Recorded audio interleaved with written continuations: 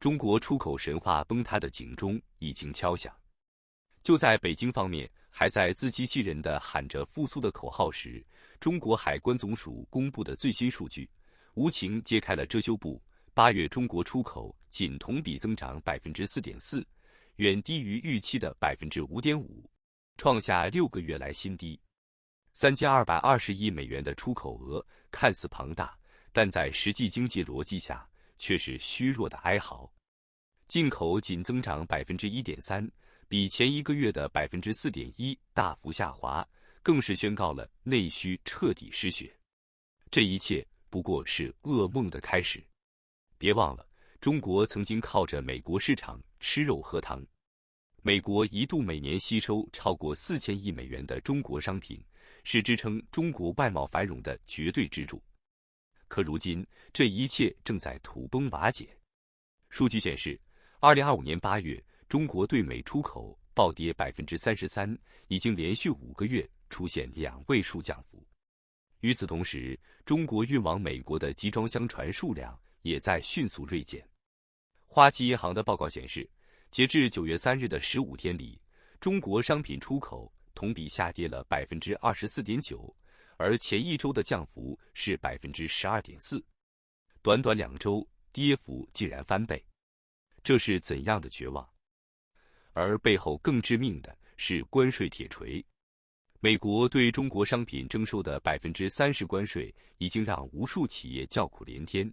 更可怕的是，川普政府额外加上的 25分泰尼惩罚性关税，让本就风雨飘摇的出口企业彻底失去喘息空间。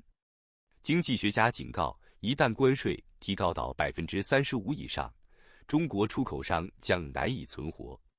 一句话，中国制造正在被挤出美国市场。很多人会说，中国不是在多元化市场吗？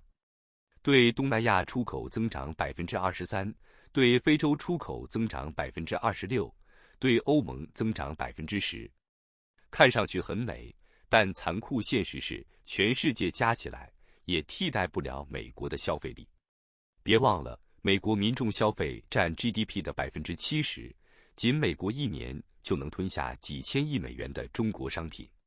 相比之下，东南亚、非洲这些地区的购买力根本就是杯水车薪。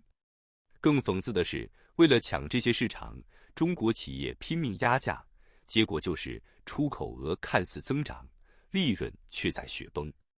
截至2025年7月的一年里，中国工业利润下降近 2%， 大量企业亏损严重。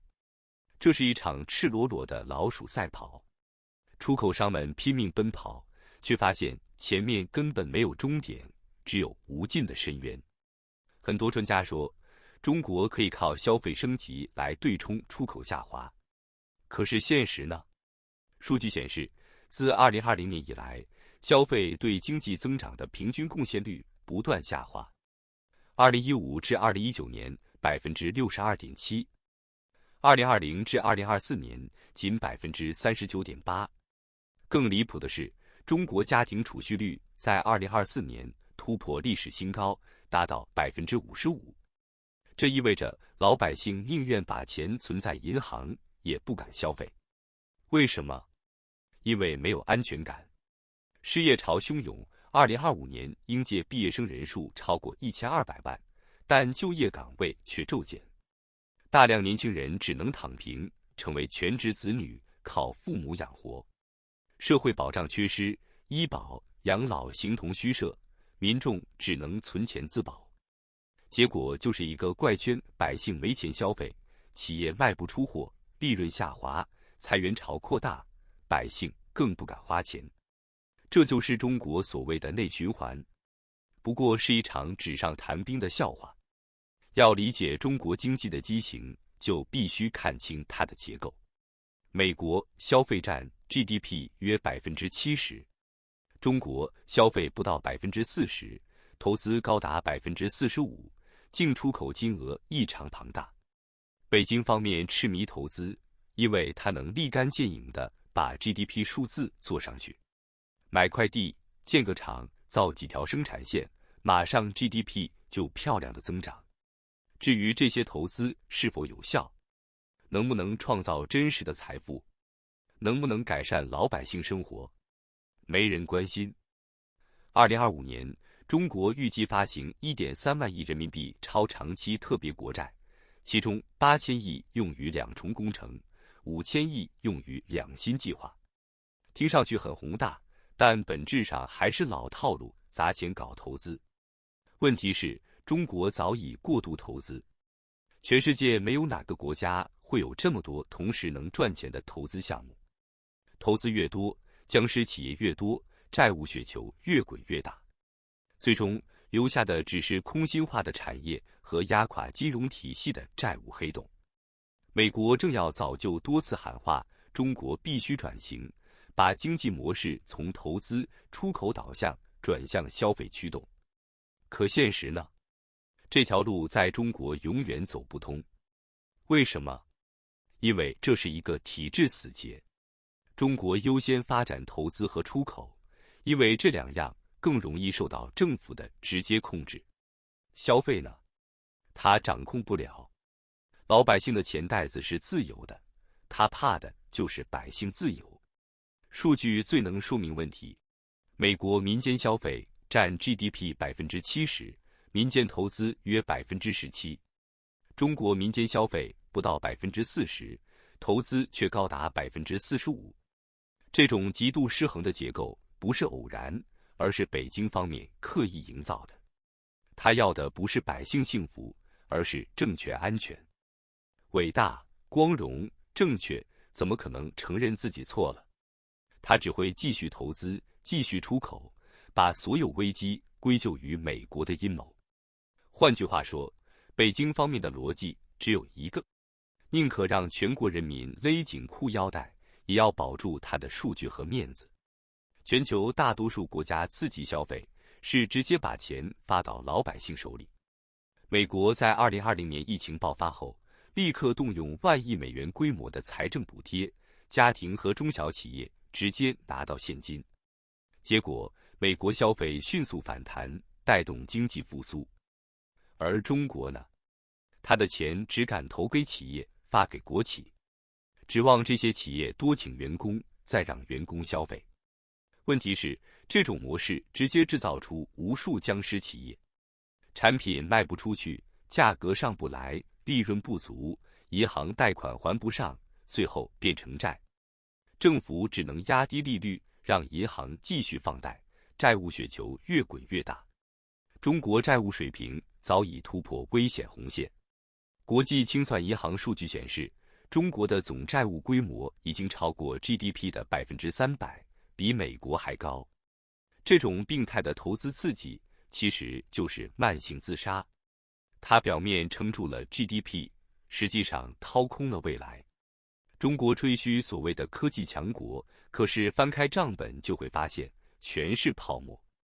制造业投资还在狂飙，2024年增长 9.5%，2025年继续增长 7.5%。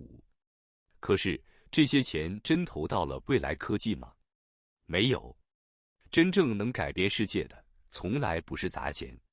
互联网、智能手机、人工智能，这些从0到1的原创突破，100%都诞生在美国的自由土壤。中国能做的，永远只是改良版和山寨版。电动车就是典型例子。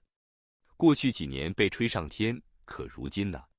全球车市放缓，补贴退坡，中国电动车企陷入血拼。电池价格一降再降，毛利率急剧收缩。自动驾驶技术几乎没有实质性进展，反而成了资本圈里割韭菜的工具。讽刺的是，2023年，北京方面还突击搜查美国尽职调查公司 Mintz Group， 把所有中国员工抓走。这意味着，任何和国际合作、信息透明相关的服务业都不可能生存。一个钳制思想、限制言论的政权，怎么可能孕育出真正的创新？很多人说，中国应该发展服务业，走上现代化经济的道路。可惜，这几乎不可能。